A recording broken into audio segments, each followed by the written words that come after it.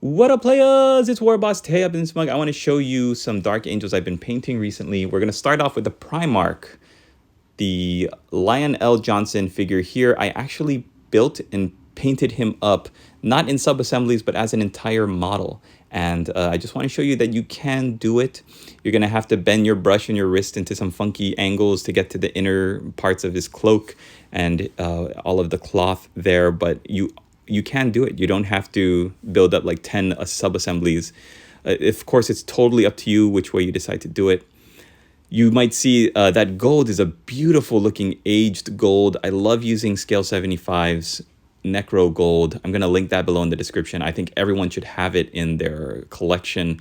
It's really an amazing gold color. All I did was paint that color on and then do some edge highlighting with Runefang steel to imitate light catching off of the surface of the gold.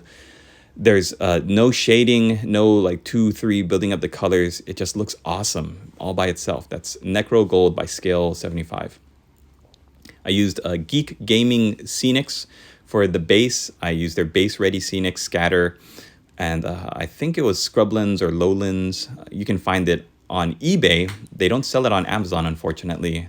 And there's a pretty hefty shipping price if you are in the States, but it is so worth it. Make a couple of orders so you can combine the shipping, and it should last you for a good army. I think a bag should last like a pretty decent sized army.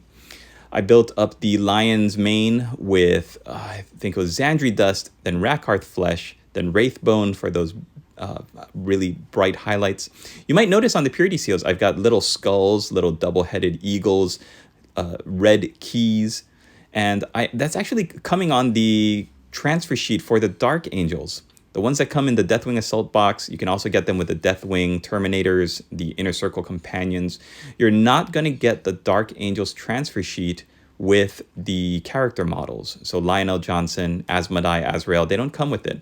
But you get any of those other boxes with like an entire squad in them, and you'll get them. They're really good, and don't write off the tiny little symbols, like I said, the keys and the skulls, because those are perfect for Purity Seals. You just need a steady hand, sharp pair of tweezers, some microsol and microset, and you're good to go.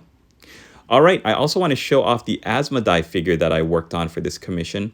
I built him up with the hood over his skull helmet, as well as the smoke coming down his back. I think it's really unique. It makes him look different than the other models in any army. That's smoke coming from the sensors. And I wanted to build it up with the white smoke near the top, fading into like gray fog at the bottom. The way I did that was I painted Celestra Gray for the white areas.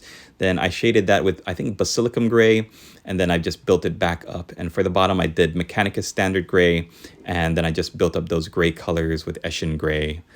Now we're going to take a look at Azrael. You can see I'm just giving you my quick tips and tricks for every single miniature as we go down the line here. The Dark Angel's armor, this nice dark green, I went with dark Caliban green. Then I think I shaded that with either Known Oil or like a really dark green, Quellia green shade. I think it's kind of rings a bell. And then I built that back up with Caliban green, Warpstone Glow for the edge highlights, and then Moot green very, very lightly just to pop out the corners. And I think he looks great with the helmet. All of these guys look great with the helmets because of the wings that the Dark Angels use. It really bumps up their profile, and it looks good on the tabletop, more so than the faces. Now, these models here are the Inner Circle Companions.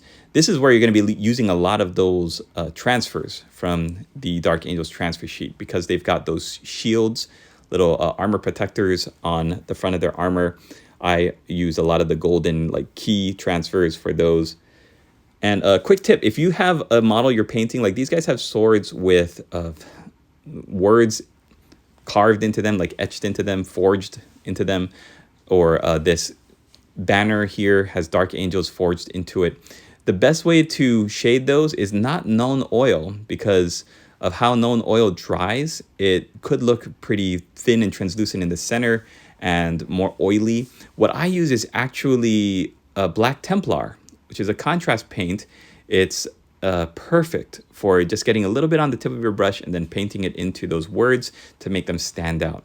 Now, I went with 2 squads of these guys, And I went with the smoke billowing out of the sensors, as well as the helmets. And then for this squad, I went with no smoke coming out of the sensors, and they have the option for heads. Now, what this means is that for both of those squads, I do get to keep those extra helmet bits for the bits box.